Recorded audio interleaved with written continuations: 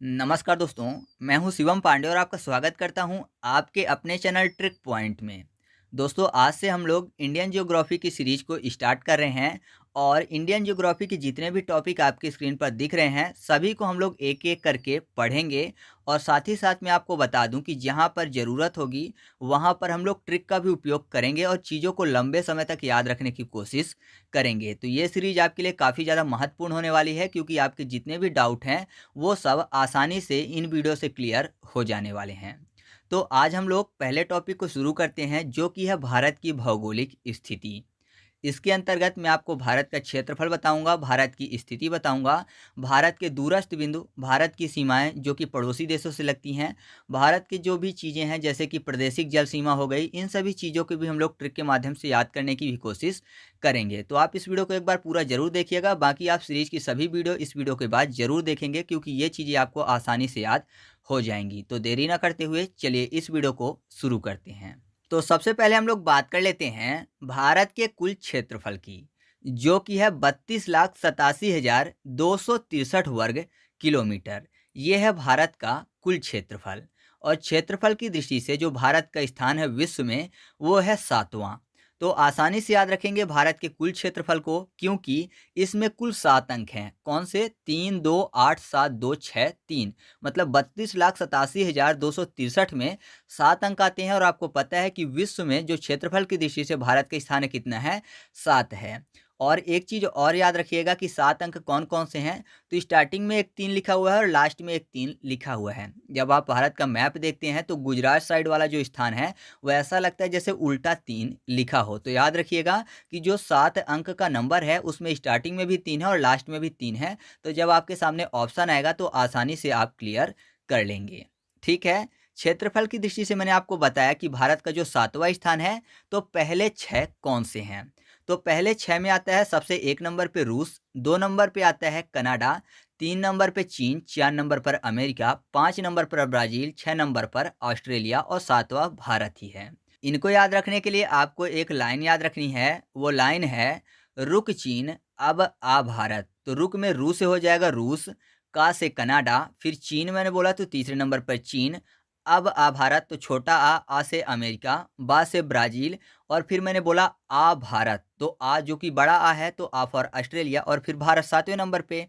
तो आप ऐसे आसानी से इनका क्रम भी याद रख सकते हैं। आप कंफ्यूज नहीं होंगे अमेरिका और ऑस्ट्रेलिया में, क्योंकि अमेरिका जो है वो अब से स्टार्ट हुआ, मतलब छोटा आ, तो छोटा आ फॉर अमेरिका हो गया और बड़ा आ फॉर ऑस्ट्रेलिया हो गया। तो आप कंफ्यूज नहीं होंगे। 4 नंबर पर अमेरिका है और 6 नंबर पर ऑस्ट्रेलिया है। तो याद हो गया ना आपको ये भी। अब बात करते हैं कि जनसंख्या की दृष्टि से विश्व में भारत का कौन सा स्थान है।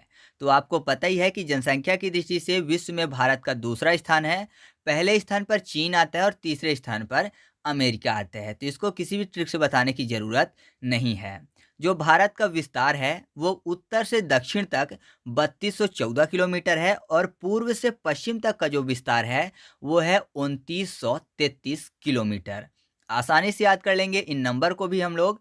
उत्तर से दक्षिण को याद करते हैं सबसे पहले, तो उत्तर की बात हो रही है। उत्तर मतलब आंसर भी होते हैं, और आंसर कब देते हैं? जब हमारे दिमाग की बत्ती जलती है ना। जब हमारे दिमाग की बत्ती जलती है तब हम लोग उत्तर देते हैं। तो 32 फॉर 32। और दक्षिण को याद करने के लिए कर लेते हैं दक्षिणा।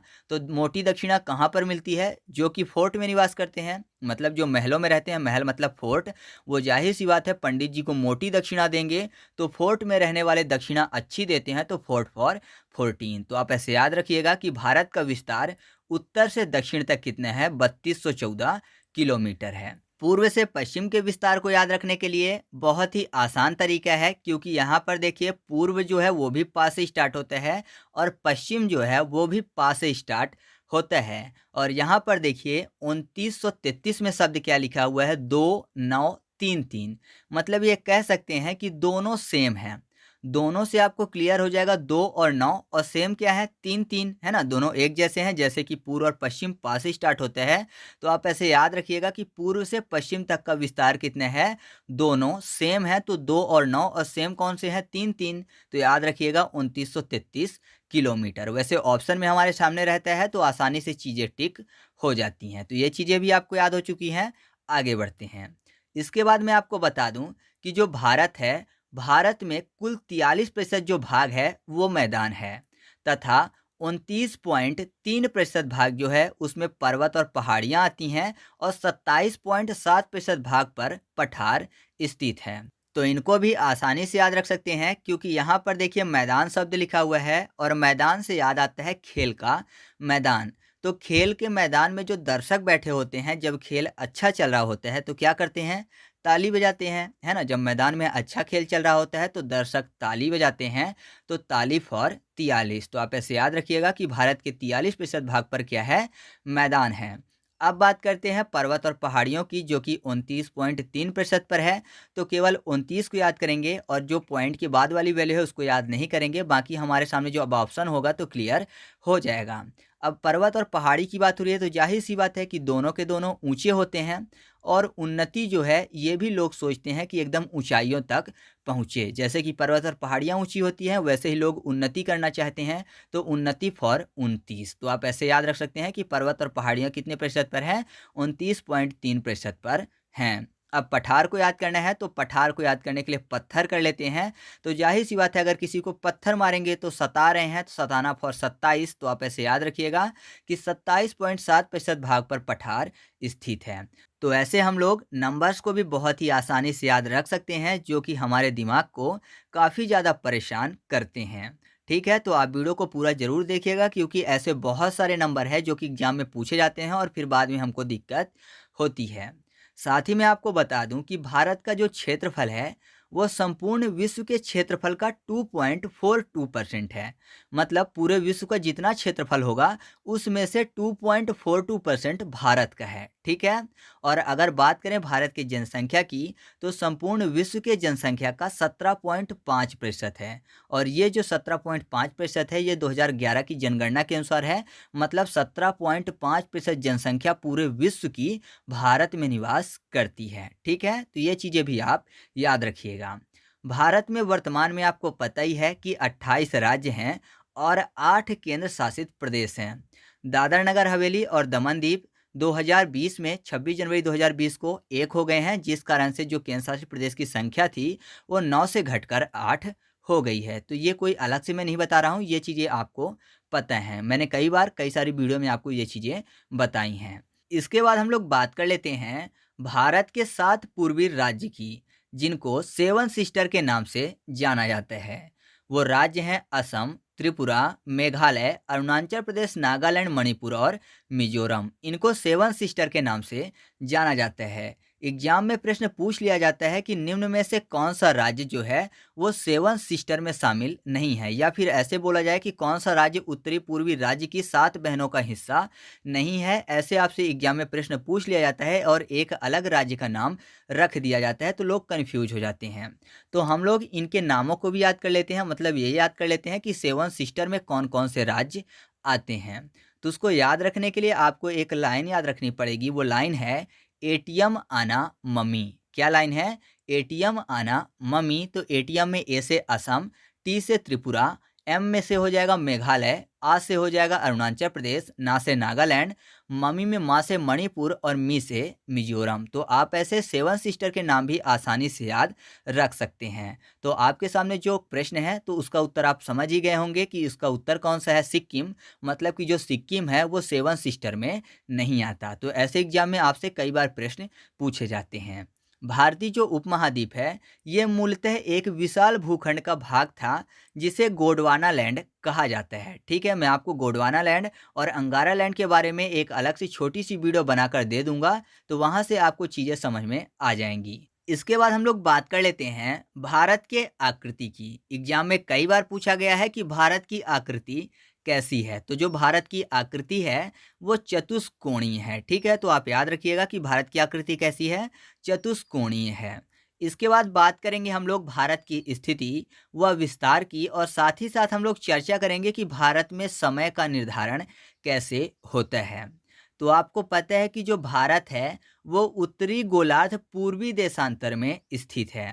आप मैप में देख रहे हैं कि ये जो मैप है इसके ऊपर का भाग क्या कहलाता है, उत्तरी गोलार्ध, और नीचे का भाग क्या कहलाता है, दक्षिणी गोलार्ध है। और अगर ऐसे जो देशांतर वाली लाइनें खींच जाती है तो इधर का साइड जो कहलाता है वो पूर्वी देशांतर कहलाता है, और इधर का जो हिस्सा है वो पश्चिमी देशांतर कहलाता है। मैंने आपको विश्व भूगोल में ये चीज़ें अच्छे से बताई हैं। तो जो देख रहे हैं आप कि भारत जो है कहाँ पर स्थित है, इस स्थान पर स्थित है। जाहिर सी बात है कि उत्तरी गोलार्ध में स्थित है और पूर्वी देशांतर में स्थित है।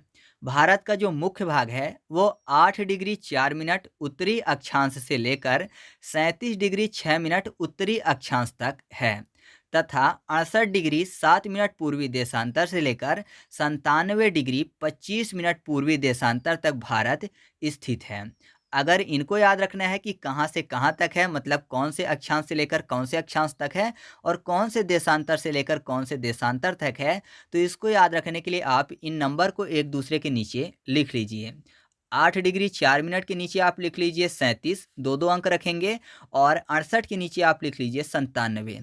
अब देखिए कि 7 एक कितना होता है, 8, 3 एक 4, ठीक है। तिर्यक साइड अगर आप देखेंगे तो +1 करेंगे तो 3 एक 4 हो जाएगा, 7 एक 8 हो जाएगा। दूसरे वाले में देखिए ऊपर से नीचे की तरफ आते हैं तो 6 एक 7 और 8 एक 9। तो सिंपल सा +1 करेंगे तो आपके सामने जो ऑप्शन +1 में सही बैठेगा वही सही जवाब होगा, ठीक है। तो एग्जाम में प्रश्न पूछा जाएगा तो आप ऐसे याद रख लेंगे बहुत ही आसानी से। इसके बाद हम लोग बात करते हैं कि भारत में समय का निर्धारण कैसे किया जाता है। तो आपको पता है कि पूरे विश्व में जो समय का निर्धारण है वो किया जाता है जीएमटी से। जीएमटी मतलब ग्रीनविच मीन टाइम। इसके आधार पर संपूर्ण विश्व में समय का आकलन किया जाता है। और जब विश्व भूगोल की वीडियो हम लोगों ने देखी थी तो उसमें मैंने आपको बताया था कि 1 डिग्री देशांतर रेखा बराबर 4 मिनट होते हैं। तो 15 डिग्री देशांतर रेखा बराबर कितना हो गया, 60 मिनट, ठीक है। 1 डिग्री देशांतर 4 तो 15 गुणे 4 बराबर 60 मिनट, मतलब 1 घंटा। 0 डिग्री देशांतर रेखा मतलब कि समय रेखा से आगे जो देश होते हैं, मतलब पूर्वी देशांतर में जो देश स्थित होते हैं उनके लिए समय प्लस होता है, और जो पश्चिमी देशांतर मतलब 0 डिग्री देशांतर से पीछे होते हैं देश, उनके लिए समय माइनस होता है। जब भी समय निकालते हैं तो आप याद रखिएगा कि जो पूर्व साइड है यानी 0 डिग्री देशांतर से जो पूर्व में देश स्थित हैं उनके लिए प्लस, और जो पश्चिम में स्थित हैं उनके लिए माइनस। बस अगर आपको इतनी चीज़ें पता है तो चाहे किसी भी देश का आपसे पूछ लिया जाए देशांतर देकर तो आप आसानी से क्लियर कर लेंगे कि वहाँ पर कितने बज रहे होंगे। अब चलिए थोड़ा सा हम लोग देखते हैं कि कैसे इन चीज़ों को निकाल सकते हैं। मैंने आपको पहले ही एक चीज़ बताया है कि 1 डिग्री देशांतर बराबर 4 मिनट और 15 डिग्री देशांतर बराबर 60 मिनट होते हैं।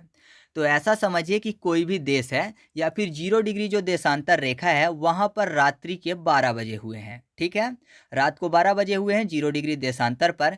तो अगर पूर्वी देशांतर की बात करें, ठीक है, तो पूर्वी देशांतर में मान लीजिए कोई भी देश 15 डिग्री देशांतर में स्थित है पूर्व साइड, तो 15 डिग्री देशांतर में है मतलब 60 मिनट आगे होगा। अर्थात जब रात्रि के 12 बज रहे हैं 0 डिग्री देशांतर पर, तो यहाँ पर यानी 15 डिग्री देशांतर में जो देश स्थित है पूर्व साइड, वहाँ पर रात्रि के 1 बज रहे होंगे, ठीक है। अगर कोई देश 30 डिग्री पूर्वी देशांतर में स्थित है तो वहाँ पर रात्रि के 2 बज रहे होंगे, और अगर 45 डिग्री पूर्वी देशांतर में स्थित है तो वहाँ पर रात्रि के 3 बज रहे होंगे। मैंने आपको बताया है 15 डिग्री बराबर 1 घंटा होता है, तो ऐसे टाइम बढ़ता चला जाएगा। लेकिन अगर कोई भी देश 0 डिग्री देशांतर के पीछे मतलब पश्चिमी देशांतर पर स्थित है, तो मान लीजिए 15 डिग्री पर स्थित होगा तो 1 घंटे पीछे यानी कि रात्रि को 12 बज रहे हैं अगर 0 डिग्री देशांतर पर, तो 11 बज रहे होंगे 15 डिग्री पश्चिमी देशांतर पर। और अगर कोई 30 डिग्री पश्चिमी देशांतर में स्थित है तो वहाँ पर 10 बज रहे होंगे, और कोई 45 डिग्री पश्चिमी देशांतर पर स्थित है तो वहाँ पर 9 बज रहे होंगे। तो आप ऐसे आसानी से निकाल सकते हैं कि भारत में क्या टाइम होता है। आपको पता है कि जो भारत है वो 82.5 डिग्री पूर्वी देशांतर पर स्थित है। तो 82.5 को आप 4 से गुणा कर दीजिए तो कितना हो जाएगा, 330। 300 मतलब कि 5 घंटे हो गया, 6 पंचे 30, 5 घंटे, और ये 30 मतलब 3 मिनट। तो अगर रात्रि के 12 बज रहे हैं 0 डिग्री देशांतर पर, तो भारत में कितना बज रहे होंगे, 5:30 भोर का टाइम, ठीक है। तो आप ऐसे आसानी से निकाल सकते हैं कि जो भारत का समय है वो ग्रीनविच मीन टाइम यानी 0 डिग्री देशांतर से 5.5 घंटे आगे होता है। क्यों आगे होता है, क्योंकि पूर्वी देशांतर पर स्थित है। अगर भारत पश्चिमी देशांतर पर स्थित होता तो 5.5 घंटे पीछे होता। तो ये तरीका होता है किसी भी देश का समय निकालने का, ठीक है। और अगर आप एग्जाम सेंटर में जाकर ये भूल जाते हैं कि किधर साइड से प्लस करना है और किधर साइड माइनस करना है, तो सिंपल से याद रखिएगा कि जिधर सूर्य पहले निकलेंगे उधर समय शुरू हो जाएगा, तो उधर प्लस करना है। मतलब सूर्य जो है पूर्व दिशा से निकलते हैं तो पूर्व में प्लस करना है, ठीक है। तो आप ऐसे आसानी से याद रख सकते हैं। और अगर बात करें कि भारत का मानक समय कहाँ से लिया गया है, तो आपको पता है कि जो भारत का मानक समय है वो प्रयागराज के नैनी से लिया गया है। अगर आपको याद नहीं है तो आप ऐसे याद रखिएगा कि समय देखने के लिए हम लोग नैनों का उपयोग करते हैं। नैन मतलब आँख होता है ना। नैन, चक्षु, लोचन ये सब आँख के पर्यायवाची हैं। तो नैन से समय देखते हैं। तो भारत का मानक समय कहाँ से लिया गया है? प्रयागराज के नैनी से। यहीं 82.5 डिग्री पूर्वी देशांतर रेखा है, जिसको मैंने आपको बताया याद करने के हिसाब से कि 82.5 इंटू 4 होता है 330। मतलब कि जो भारत का मानक समय है 5.5 घंटे आगे है। कहाँ से? लंदन के ग्रीनविच शहर से। जो 0 डिग्री पूर्वी देशांतर है ना, वो लंदन के ग्रीनविच शहर से ही निकली हुई है, ठीक है। तो ऐसे हम लोगों ने निकाला था। साथ ही मैं आपको बता दूं कि जो 82.5 डिग्री पूर्वी देशांतर रेखा है जिससे भारत के समय का निर्धारण होता है, वो 5 राज्यों से होकर गुजरती है। वो राज्य है उत्तर प्रदेश, मध्य प्रदेश, आंध्र प्रदेश, छत्तीसगढ़ और ओडिशा, ठीक है। अगर आपको इनके नाम याद रखने हैं तो सिंपल से एक लाइन याद रखिएगा। वो लाइन है, उमा ऐसी चलते उड़ गई। चलते और गई शब्द को हटा दीजिएगा, बाकी आपको नाम याद हो जाएंगे।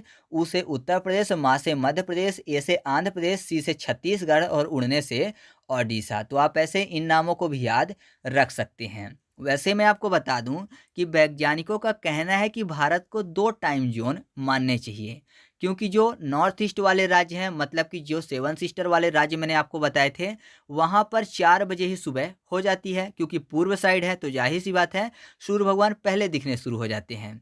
बाकी जो हिस्से हैं वहाँ पर लगभग 6 बजे यहाँ पर क्या होता है, सुबह होती है। यही कारण है कि वैज्ञानिक बोलते हैं कि भारत को 2 टाइम जोन मानने चाहिए, ना कि एक। लेकिन फिलहाल जो भारत सरकार है वो एक ही टाइम जोन मानती है। अच्छा, आप कमेंट करके बताइएगा कि विश्व में कुल कितने टाइम जोन हैं और उनमें से सर्वाधिक टाइम जोन किन 2 देशों के पास हैं, वो भी आप कमेंट करके बताइएगा। अगर आपको नहीं पता है तो हमारी विश्व भूगोल वाली वीडियो को देख लीजिएगा, आपको पता चल जाएगा, ठीक है। इसके बाद हम लोग बात कर लेते हैं भारत के दूरस्थ बिंदु की। तो जो भारत का उत्तरी दूरस्थ बिंदु है उसको बोलते हैं इंदिरा काल, जो कि 37 डिग्री 6 मिनट पर स्थित है, ठीक है। सियाचिन लद्दाख में ये पॉइंट पड़ता है, तो इसको इंदिरा काल बोलते हैं। नॉर्मली अगर आपको याद रखना है कि उत्तरी बिंदु का नाम क्या है, तो ऐसे याद रखिएगा कि जो आतंकवादी होते हैं ज़्यादातर उत्तर साइड से ही आते हैं, पाकिस्तान साइड से आते हैं। तो जो हमारे फौजी भाई हैं ये उनके लिए काल बन जाते हैं, ठीक है। उत्तर में जो आतंकवादी हैं उनके लिए हमारे फौजी भाई काल बन जाते हैं। काल मतलब यमराज बन जाते हैं, मार गिराते हैं। तो आप ऐसे याद रखिएगा कि उत्तरी दूरस्थ बिंदु को क्या बोलते हैं? इंदिरा काल बोलते हैं, ठीक है।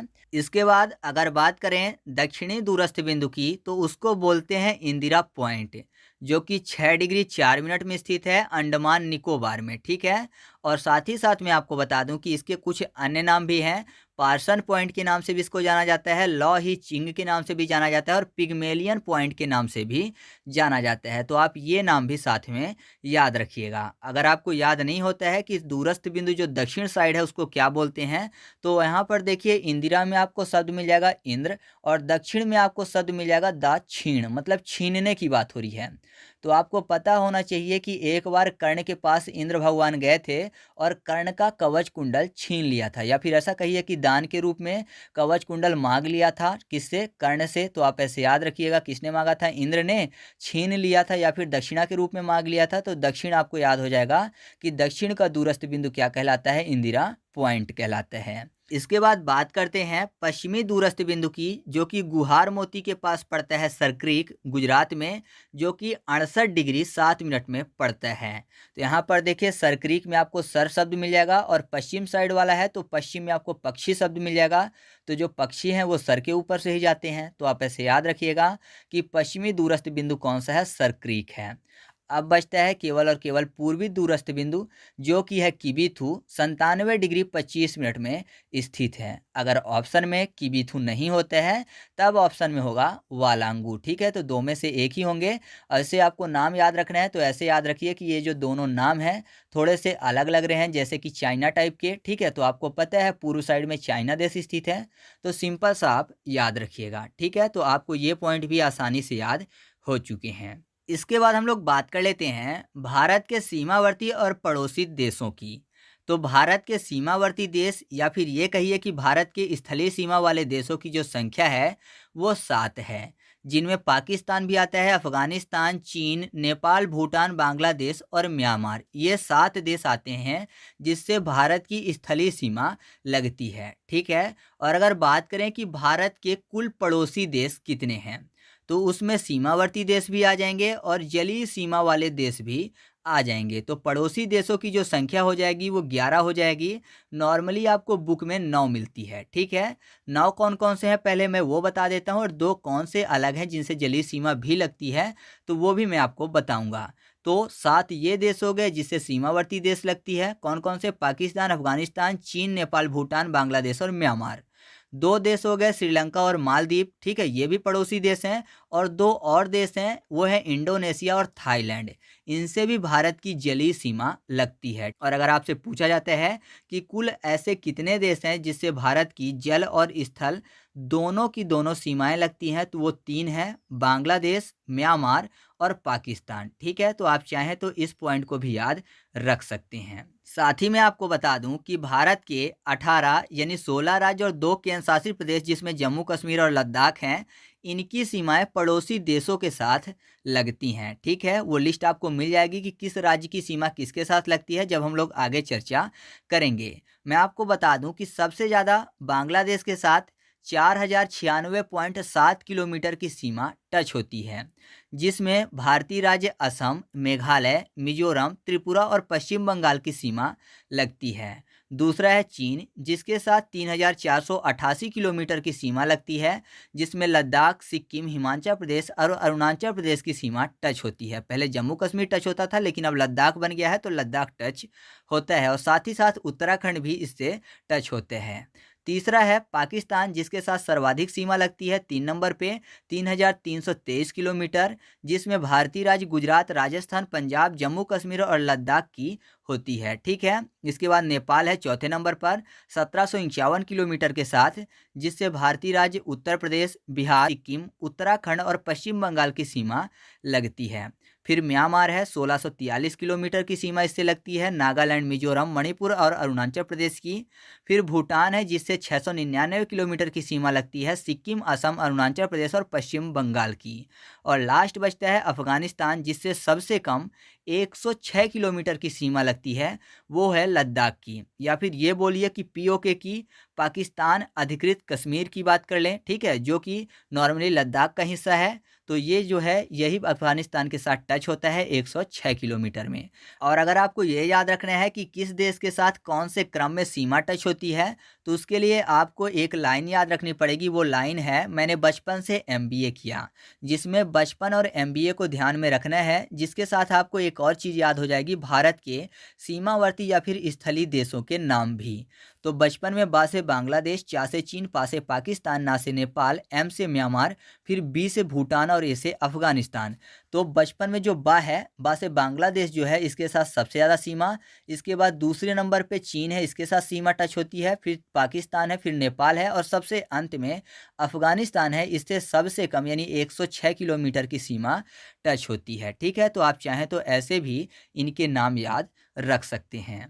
ठीक है, इसके बाद हम लोग बात कर लेते हैं कि पड़ोसी देशों से लगा हुआ सबसे संबद्ध राज्य कौन सा है। जैसे मैंने आपको बताया कि बांग्लादेश के साथ असम, मेघालय, मिजोरम, त्रिपुरा और पश्चिम बंगाल की सीमा लगती है, लेकिन सबसे ज़्यादा किस राज्य की सीमा लगती है ये मैं आपको बताने जा रहा हूँ। नॉर्मली आपको बुक में लिखा हुआ नहीं मिलेगा। तो बांग्लादेश के साथ जो सबसे ज़्यादा सीमा लगती है वो है पश्चिम बंगाल की, चीन के साथ लद्दाख की लगती है, पाकिस्तान के साथ राजस्थान की लगती है, नेपाल के साथ बिहार, म्यांमार के साथ मिजोरम, भूटान के साथ असम और अफगानिस्तान के साथ लद्दाख की सीमा लगती है। तो आप चाहें तो साथ ही साथ इन चीज़ों को भी याद रख सकते हैं। साथ ही मैं आपको बता दूं कि भारत और चीन के बीच जो सीमा रेखा है उसको बोला जाता है मैकमोहन सीमा रेखा। ठीक है, यह जो सीमा रेखा है इसका निर्धारण 1914 में शिमला में किया गया था। तो अगर आपसे पूछा जाता है कि भारत और चीन के बीच कौन सी सीमा रेखा है तो सही जवाब क्या होगा? मैकमोहन सीमा रेखा। सेम ऐसे ही भारत और अफगानिस्तान के बीच एक सीमा रेखा है जो है डूरंड सीमा रेखा, जिसका निर्धारण 1896 में सर डूरंड द्वारा किया गया था। अब यह रेखा पाकिस्तान और अफगानिस्तान के बीच है। हालांकि अफगानिस्तान जो है वो लद्दाख से थोड़ा सा टच होता है, तो वहाँ पर भारत के साथ भी है। तो ये चीज़ भी आप याद रखिएगा। एक चीज़ मैं आपको और बता दूं कि भारत और पाकिस्तान के बीच रेड क्लिफ सीमा रेखा है जो कि 15 अगस्त 1947 को सर सीजे रेड क्लिफ द्वारा निर्धारित किया गया था। तो यहाँ से आपको तीन चीज़ें पता चल गई कि भारत और चीन के बीच मैकमोहन रेखा है, भारत अफगानिस्तान और पाकिस्तान अफगानिस्तान के बीच डूरंड रेखा है, और साथ ही साथ भारत पाकिस्तान के बीच रेड क्लिफ सीमा रेखा है। ठीक है, तो ये चीज़ें आपको साथ में याद रखनी है। एक चीज़ मैं आपको और बता दूं कि जो भारत है उसका सबसे निकटतम समुद्री पड़ोसी कौन सा है, तो वो है श्रीलंका। ठीक है, तो ये पॉइंट भी आपको साथ में याद रखना है। अब हम लोग बात कर लेते हैं प्रादेशिक समुद्री सीमा की। भारत जो है वो हिंद महासागर में सबसे लंबी तटरेखा वाला देश है। दुनिया के सभी देशों को समुद्री अधिकार प्राप्त हैं। 1982 में संयुक्त राष्ट्र संघ द्वारा एक बैठक की गई थी जिसके अंतर्गत यूएनसीओएलओएस के जो सदस्य देश थे, मतलब यूएनसीओएलओएस का मतलब होता है United nation convention on the law, इसके जो सदस्य देश थे उनको 4 प्रकार के अधिकार दिए गए थे। ठीक है, जिनमें मुख्य रूप से 3 थे और जो चौथा था वो सभी के लिए था। तो भारत के लिए भी वही चीज़ लागू होगी। तो मैं आपको बता दूं कि उनमें से पहला था भारत की या फिर किसी भी देश की प्रादेशिक जल सीमा या फिर समुद्री सीमा, जो कि उस देश के प्रादेशिक जल सीमा तटरेखा से, मतलब उस देश की तटरेखा से 12 एनएम की दूरी तक होता है। एनएम मतलब क्या होता है? न्यूटिकल मील, मतलब समुद्री मील, जो कि 1 एनएम बराबर होता है 1.85200 किलोमीटर। तो चाहे बात करें भारत की या फिर किसी भी देश की, तो उसके तट से 12 एनएम की जो दूरी होती है वहाँ तक उस देश को पूर्ण अधिकार होता है। ठीक है, तो भारत को भी 12 एनएम तक पूर्ण अधिकार है, उतने में वो चाहे तो कुछ भी कर सकता है, कोई भी रोक टोक नहीं है। इसके बाद जो दूसरा पॉइंट है वो है अविच्छिन्न मंडल या फिर संलग्न क्षेत्र भी इसको बोलते हैं। इसकी जो दूरी होती है वो आधार रेखा, आधार रेखा मतलब तट की बात हो रही है, तट से कितनी होती है? 24 एनएम तक। मतलब 12 कौन सा हो गया? प्रादेशिक जल सीमा वाला, प्लस 12 तो 24 एनएम हो गया। इस क्षेत्र में जो कोई भी देश है वो अपना राजकोषीय अधिकार, सीमा शुल्क, प्रदूषण नियंत्रण से संबंधित अधिकार उसको दिया जाता है। अगर बात करें भारत की, तो भारत को भी 24 एनएम तक राजकोषीय अधिकार है, सीमा शुल्क एकत्रित करने का अधिकार है और प्रदूषण नियंत्रण से संबंधित अधिकार दिए गए हैं। ध्यान बस आपको इतना देना है कि 12 जो प्रादेशिक जल सीमा था वो भी इसमें इंक्लूड है। 12 + 12 24 है, ना कि 12 के बाद 24 है। ठीक है, इसके बाद जो तीसरा पॉइंट है वो है अनन्य आर्थिक क्षेत्र। जो अनन्य आर्थिक क्षेत्र होता है वो आधार रेखा से 200 एनएम तक होता है। फिर से आपको ध्यान देना है कि 12 कौन सा? प्रादेशिक जल सीमा वाला, उसके बाद 12 अविच्छिन्न मंडल वाला, तो 24 हो गए, और फिर अतिरिक्त 176, तो टोटल 200 एनएम हो गया। तो 200 एनएम तक इस क्षेत्र के अंतर्गत सभी देशों को खनिज संपदा, सागरी जल शक्ति, सागरी जीव आदि के सर्वेक्षण, विदोहन, संरक्षण या फिर वैज्ञानिक अनुसंधान या फिर नए द्वीपों के निर्माण का अधिकार है। ठीक है, मतलब जैसे कि भारत है ना, तो भारत अपने 200 एनएम तक ये चीज़ें कर सकता है, दूसरा देश उसके अंतर्गत नहीं आएगा। ठीक है, तो ये चीज़ आप समझिएगा। और मैं आपको बता दूं कि भारत का जो अनन्य क्षेत्र है वो लगभग 2.20 मिलियन वर्ग किलोमीटर तक फैला हुआ है। एक चीज़ आपको और याद रखना है कि भारत का सबसे बड़ा तेल एवं प्राकृतिक गैस का जो क्षेत्र है, लगभग 65% क्षेत्र इसी के अंतर्गत आता है। तो ये चीज़ें आपको जाननी जरूरी हैं। इसके बाद जो चौथा पॉइंट होता है वो बोला जाता है उच्च सागर क्षेत्र। तो जो कोई भी देश है वो 200 एनएम के बाद जो भी क्षेत्र बचता है उसका वो कहा जाता है उच्च सागर क्षेत्र, और इस पर सभी राष्ट्रों का अधिकार होता है। तो जैसे भारत को ही देख लें तो भारत के 200 एनएम के बाद सभी राष्ट्रों का अधिकार है, ना कि वो भारत के हिस्से में है, ठीक है, ना ही किसी देश के हिस्से में है, वो सभी के हिस्से में आता है। तो ये चीज़ें याद रखिएगा। थोड़ा सा नॉर्मली मैं आपको समझा देता हूँ कि 12 एनएम तक प्रादेशिक जल सीमा है, 12 + 12 यानी 24 एनएम तक संलग्न क्षेत्र मंडल है, 24 + 176 यानी 200 एनएम तक अनन्य आर्थिक क्षेत्र है, और 200 एनएम से अधिक वाला जो क्षेत्र है उसको उच्च सागर बोलते हैं। इस पर सभी देशों का अधिकार होता है। तो इतनी चीज़ें आपको समझनी है। इसके बाद हम लोग बात कर लेते हैं कर्क रेखा पर स्थित भारतीय राज्यों की। तो आपको पता है कि कर्क रेखा लगभग भारत के बीचों बीच से गुजरती है, ठीक है। आपने ग्लोब में पढ़ा था कि जो ग्लोब के बीचों बीच रेखा खींची जाती है उसको बोलते हैं भूमध्य रेखा। 23.5 डिग्री नॉर्थ में खींची गई रेखा को बोलते हैं कर्क रेखा, और 23.5 डिग्री साउथ में खींची गई रेखा को बोलते हैं मकर रेखा।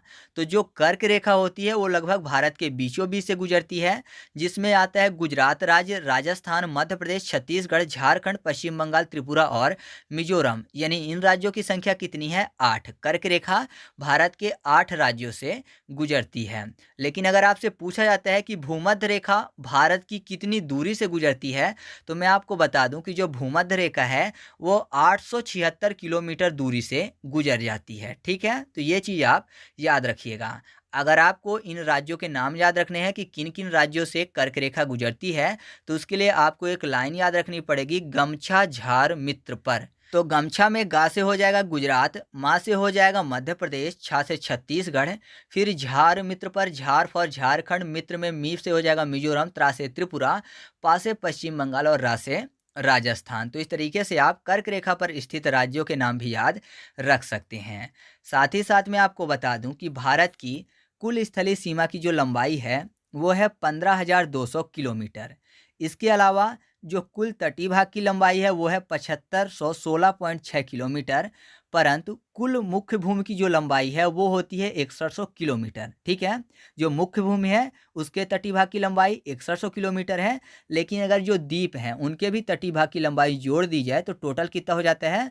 7516.6 किलोमीटर हो जाते हैं। तो अगर बात करें कि भारत के सीमा की कुल लंबाई कितनी है, तो 15,200 किलोमीटर प्लस 7516.6 किलोमीटर, मतलब टोटल हो जाएगा 22,716.6 किलोमीटर। ये है कुल सीमा की लंबाई, स्थल प्लस जल, ठीक है। तो ये चीज़ भी आप याद रखिएगा। साथ ही साथ मैं आपको बता दूं कि अगर आपसे पूछा जाता है कि सबसे लंबी तट रेखा वाला राज्य कौन सा है, तो वो होगा गुजरात, ठीक है, और दूसरे स्थान पर होगा आंध्र प्रदेश। लेकिन अगर आपसे पूछा जाता है कि सबसे लंबी तट रेखा वाला राज्य या फिर केंद्र शासित प्रदेश कौन सा है, तब होगा अंडमान निकोबार, ठीक है। मतलब सबसे ज़्यादा अंडमान निकोबार की तटीय लंबाई है, उसके बाद गुजरात की है। लेकिन राज्य पूछा जाएगा तो 1 नंबर पर गुजरात आएगा, लेकिन राज्य और केंद्र शासित प्रदेश दोनों में से अगर पूछा जाता है तो सबसे 1 नंबर पर कौन सा आएगा? अंडमान निकोबार द्वीप समूह आएगा, ठीक है। तो ये चीज़ भी आप याद रखिएगा। इसके बाद हम लोग बात कर लेते हैं भारत के 4 ऐसे राज्य व केंद्र शासित प्रदेशों की जिनकी सीमाएं 3 देशों के साथ लगती हैं। तो सबसे पहला लद्दाख है, जिसकी सीमा पाकिस्तान के साथ भी लगती है, अफगानिस्तान के साथ भी लगती है और चीन के साथ लगती है। तो 3 देशों के साथ लद्दाख की सीमा लगती है। दूसरा है सिक्किम, जिसकी सीमा नेपाल के साथ लगती है, चीन के साथ लगती है और भूटान के साथ लगती है। तीसरा है पश्चिम बंगाल, जिसकी सीमा नेपाल, भूटान और बांग्लादेश के साथ लगती है। और फिर है अरुणाचल प्रदेश, इसकी भी सीमा भूटान, म्यांमार और चीन के साथ लगती है, ठीक है। तो ये भी आप याद रखिएगा। 3 से मुझे याद आया कि जो भारत है वो 3 तरफ से समुद्र से घिरा हुआ है, जिस कारण से भारत को प्रायद्वीप बोलते हैं, है ना। अगर 3 तरफ से समुद्र से घिरा हो तो प्रायद्वीप बोला जाता है। आपको ये पता है कि भारत के पूर्व में बंगाल की खाड़ी है, भारत के पश्चिम में अरब सागर है और भारत के दक्षिण में हिंद महासागर है। इसी कारण भारत को प्रायद्वीप बोला जाता है। अब हम लोग बात करते हैं भारत के महत्वपूर्ण चैनल की, क्योंकि एग्जाम में ये भी पूछा जाते हैं। तो सबसे पहले बात करते हैं 8 डिग्री चैनल की, जो कि स्थित है मालदीव व मिनीकॉय के बीच। 9 डिग्री चैनल जो कि लक्षद्वीप और मिनीकॉय के बीच स्थित है। 10 डिग्री चैनल जो कि अंडमान निकोबार को अलग करता है एक दूसरे से। ग्रेट या कि महान चैनल जो है वो सुमात्रा द्वीप यानी जो कि इंडोनेशिया का है और साथ ही साथ निकोबार को एक दूसरे से अलग करता है। फिर बात करते हैं पाक जलडमरू मध्य की, जो कि भारत और श्रीलंका को एक दूसरे से अलग करता है। इसको आप ध्यान रखिएगा कि पाक लिखा हुआ है, पाक से पाकिस्तान नहीं होगा, बल्कि यह भारत और श्रीलंका को एक दूसरे से अलग करता है।